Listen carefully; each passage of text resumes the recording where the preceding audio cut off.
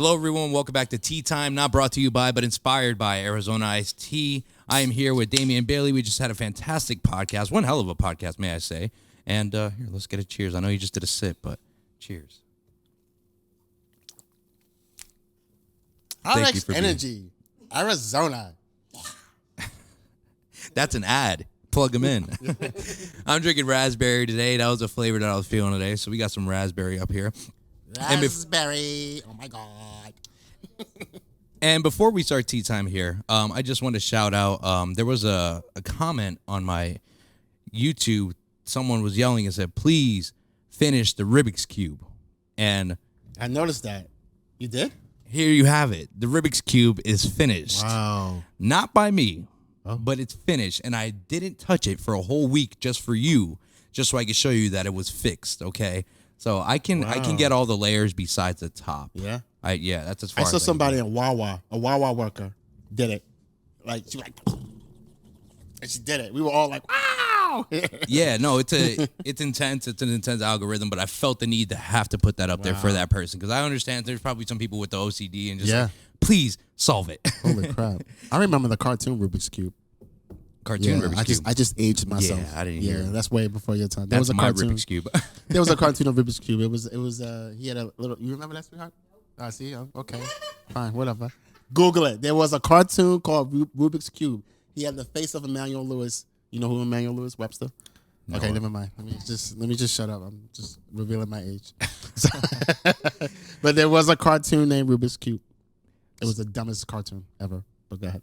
So, yeah, as I mentioned earlier, it's been one hell of a week. It's been a rough week. I got terminated from my job on Monday. It's whatever. We're cool. We're making out. We got 2 job offers. That's what happens when you get a degree. That's great. Stuff works out. That's great. But yeah, we celebrated a parade day here in Scranton last weekend. Oh, St. Patty's. Yes. They wild out around here. Yeah. They get yeah. That's why I'm like, I told black folks that's the one parade y'all don't want to be in, but we do it anyway. But I've seen so many shit that, I'm sorry, I don't know if you can curse, but you see so many things that go down with you white folks, and excuse me, no offense, but she gave you those eyes. Yeah. Oh yeah, I forgot she's white. No, listen. But yeah, they were you right here? Yeah, right in downtown. That downtown. Mm-hmm. That bar right here? Oh, I was everywhere. Okay, but this bar used to be bigger, right? They used to. Are you talking about the Kildares? The one at the corner here? The one at the corner where, like, I used to come here, it used to be like everybody outside in that one bar. Is that bar still like that, or it's a different bar now, right? It's a different bar now, okay, exactly. But it's still the same type of energy. Yeah. And one of the bigger bars out here was called Levels. They closed down. Oh, right, Levels. Yeah. Oh, Levels closed down. Yeah, that was their competition. Yeah. So Levels is no more. Really? Yeah, Levels is actually being renovated right now. Wow. Yeah. Restaurant. I think they're making apartments too up there. It's gonna be crazy. Yeah. Okay. Yeah. So that's been there for a minute. Yeah. Yeah. But when I got up to Scranton, I don't think they survived COVID, but that's what happened. And then when we came out of COVID, it was very like empty. It wasn't. So who'd you mess up over a girl? I didn't mess up no one, bro. I didn't mess up no one. You want to hear it? This is my life. This is a true story. Okay. So in Parade Day for St. Patty's Day in Scranton, we are the second largest St. Patty's Day in our caliber. For our type of city population, Scranton is the second largest St. Patty's Day parade. So they go nuts, okay? Oh, wow. And there's rules, and this is not my first, St. Patty's Day, and you set these rules, which is like, okay, you day drink, you go home, you take a nap, you drink some water, you go back out to party. Mm-hmm. And I've done that time and time again. But this year was different. Okay. I didn't do that. You just did straight because you got fired and then you just said no, not even that. I was still employed at the time. Oh, wow. Okay. I was still employed. So my headspace was great. Got you. Headspace was great. Okay, let's get it. My buddies actually, what changed my plan was all of my friends from the Poconos came over. Okay, and I'm from the Poconos, and I didn't even know they were coming. I used to live in the Poconos. Okay. Where in the Poconos you live? Toby Hanna, PCP. Yeah. Oh. PCP is not a drug. You're in the hood. PCP. No, it's not the hood, bro. Yeah, it is. No, it's not. You were in the whack PCP or in the main gate PCP? Bro, I was in all types of PCPs. All types of PCP? Yeah. Okay. Yeah. I was, huh? Yeah, see? Yeah, the whack one. I was in Pocono Summit. Yeah, I was at Pocono Summit, but I hate piece of pizza. Okay, anyway, go ahead. I'm sorry. So they all came up, and from then on, I was like, yeah, the rules just went out the window. I was like, oh my gosh, everyone's here. Let's just have a blast. So we had a blast. 6 o'clock comes rolling around, and I was pretty intoxicated, so much so that my legs kind of just gave out under me. So at that point, it was the first time I ever fell by being intoxicated. I was like, I gotta go. Like I knew immediately I gotta go. Right. So I'm walking. I find my buddy who's relatively sober, and he's like, I told him like, yo bro, I fell, I gotta go home. And he's one of my best friends, so he was like, I got you, buddy. So they took me to, I woke up the next morning at like 4 a.m. in my bed, and I was like, what the heck, what happened, right? And I'm walking around my apartment, and I'm going to get some water because I'm dehydrated as heck, and my bicycle is falling over, and my beaded necklace that I was wearing for St. Patty's Day was wrapped around the tire, broken. So that tells me where the cut on my ribs came from. I got a little scratch. Dude, you don't even remember. Oh, my gosh. Yeah, dude. I don't even remember getting home. As a matter of fact, I had 2 wristbands on at 4 a.m., and I'm sitting there like, why do I have 2 wristbands on? Because I was only at one place. Wow. Or I thought I was. But no, my friend and his girlfriend, who, like I said, they were relatively sober. They were really actually good. They took me to Bar Tari, but they were like, "You're not getting no beer, bro. We're getting you water, and that's it." And then like I asked him, I said, "Yo, what happened? Like, what did I do?" He's like, "You just put your head down and probably was sleeping." I was probably asleep at that counter at the table. And then he said I went to the restroom for like 15 minutes, came back, said, "Hey man, I'm gonna go home." Went home, and then I called up my buddy. I'm calling my buddy, and I realized that was the only person who I called, a really good friend of mine. And I like, hey, you're gonna have to fill me in, because like, what were we talking about? So she basically walked me home on the phone just to make sure I got home. And like, so the next morning I'm waking up, I got a bruise on my left knee, I got a cut on my shin over here, I got this little scratch on my right ribs, and then I got this cut on my forehead. You see it? Yeah. And then I got this bruise now. The bruise wasn't there, though, until Wednesday. So putting the pieces together, right? Definitely knee, shin, ribs, bicycle, okay? Talking to my friend, she's like, by the way, Kev, I know how you messed up your head. I was like, how did I do that? She said, as soon as you went to go walk into the door, you didn't open the door. You smacked your head on the door. And I was like, really? And she was like, yep. And that's how you hurt your head. So it's been a week. I expected a whole tussle. You beat up some dude. Yeah, no, I beat myself up. Lord. I feel, since we want to talk about tea, I think a lot of people went through that stage of not knowing. Yeah. I'm gonna share my tea. I think I told you this before. This was a long time ago, and I'm gonna try to make it brief. I was with some friends, and there was one particular woman that was like on me, not on me, but like we were invested with each other. And this one particular, the other friend, he kept giving me Long Island iced teas, this size. Oh, this size. All you need is one. And I drank 4 of those. Wow. And we went to another party, and I'm with the girl, and we're just talking, and I just feel everything just. Ooh. And I'm like, in my head, I'm like, no.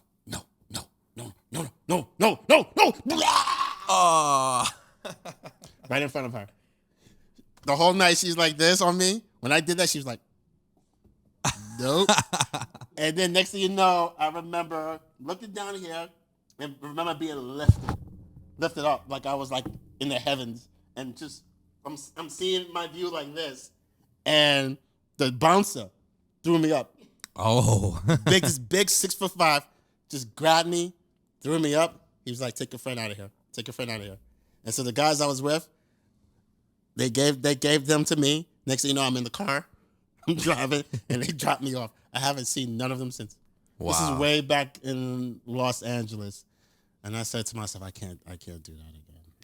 You don't want to lose control like that, because I'm hearing the story, and I'm thinking, well, I hope he didn't go to jail, or I hope he didn't get locked up or do something crazy. But it just goes to show stuff like that, man. You can't lose control.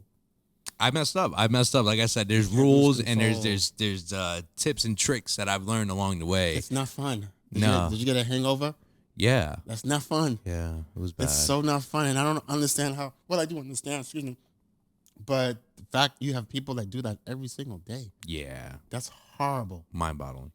That's horrible. It's because you got to be in control of your life, and it may seem fun out in the open and so forth, but if you're not in control of you, you're just gonna keep losing. I agree 100%. And I had a couple of my friends tell me that they were concerned about me. And I was like, I understand, guys. I understand your concern. But I did let them know. I was like, you got to understand it's the caliber of the day. Like, this does not happen when I go out. Like, I remember my walk home. Like, it's the caliber of the day. I messed up. I had 4 tall beers in a day. Ate a porchetta sandwich. That's it. Not a single drop of water. 4 more Miller Lights. Actually, 6 more Miller Lights. And dancing, sweating, hot. You know, I was actually when my legs gave out, I was dancing with this wonderful female. She was beautiful, and I was just like you. It was like I came up, she's like, you fell. I was like, yeah, I gotta go.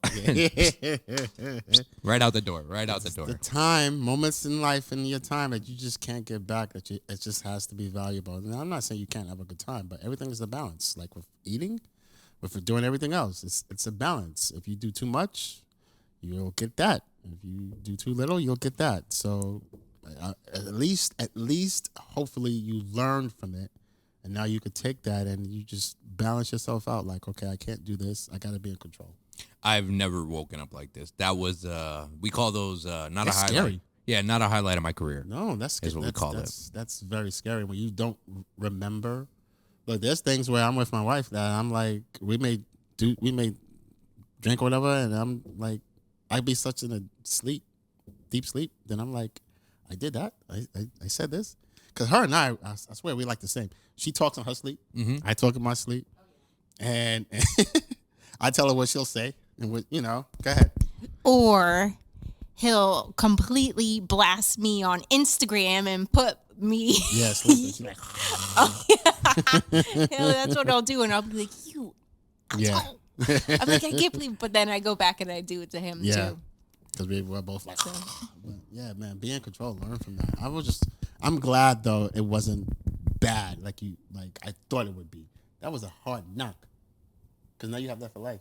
Yeah, it's all right. I mean, it's all right. It's all right. I'm okay. Just say, hey, you should see how the other guy look. When people ask. I'm not an aggressive character. I've never been in a fight. Never been in a street fight. So that's not in my character. I always find that amazing when I hear people, especially men, say that. When they say I've never been in a fight. I'm like, wow, that's amazing. That's remarkable. Same with girls. There's like 3 of them at my job. Yeah. That never been in a fight. They say they've never been in a fight. But yet they have big mouths. Yeah. But those are the ones that they have the big mouths. But when it comes down to he's like, not to say to grappling, it's like, nope. Yeah. They won't do it. Yeah.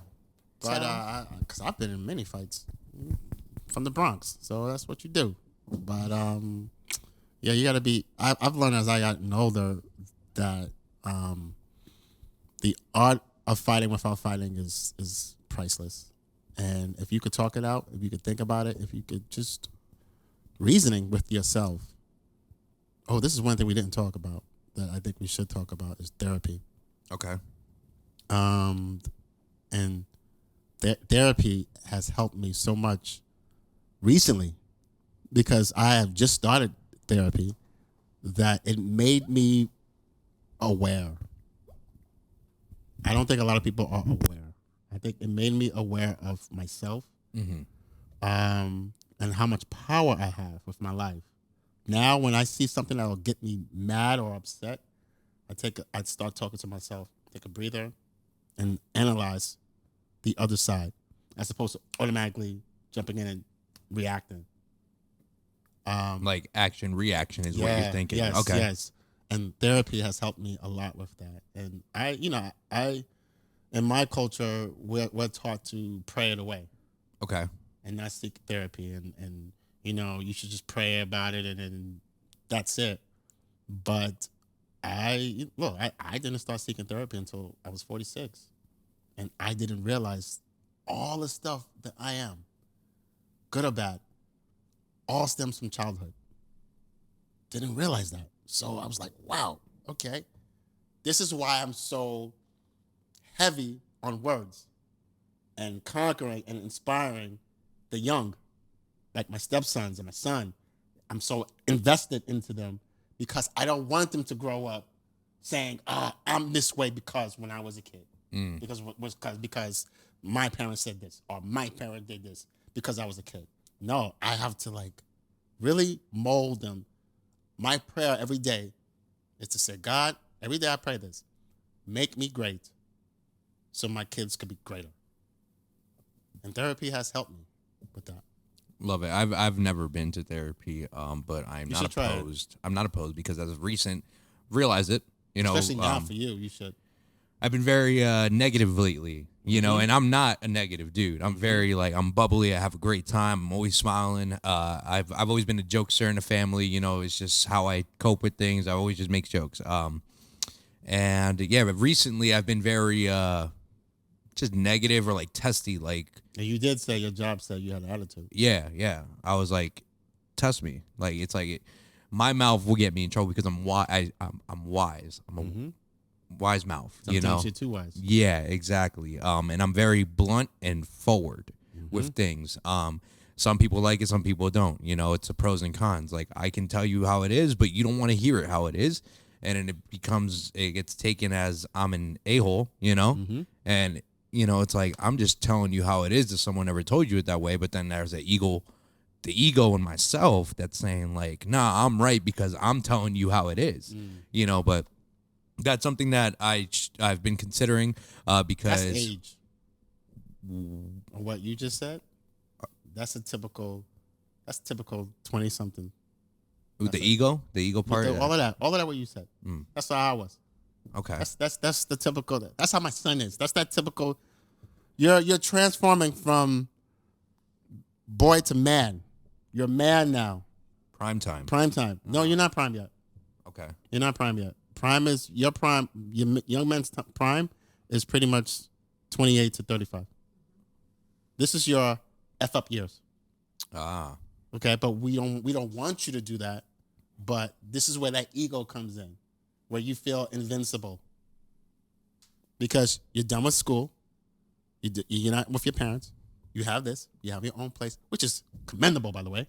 You got no kids. Thank you. Which is commendable, by the way. Okay. That's great. There's not too many of yous around.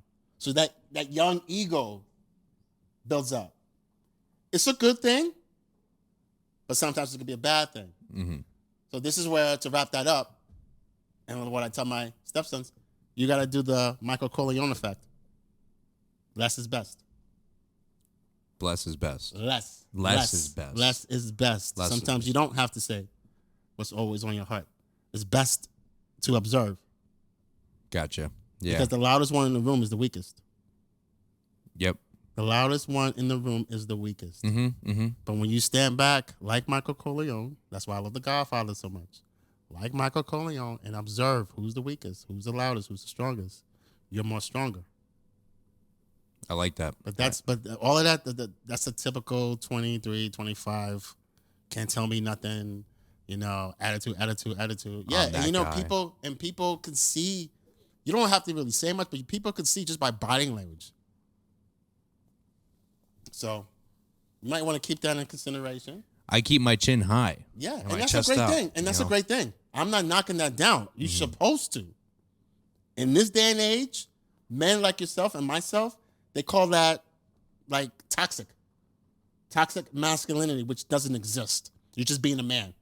But be careful that ego doesn't become bigger than you. Okay. I like that. I think we're going to end on that note. That's a great piece of advice. So thank you, Damian, for coming out.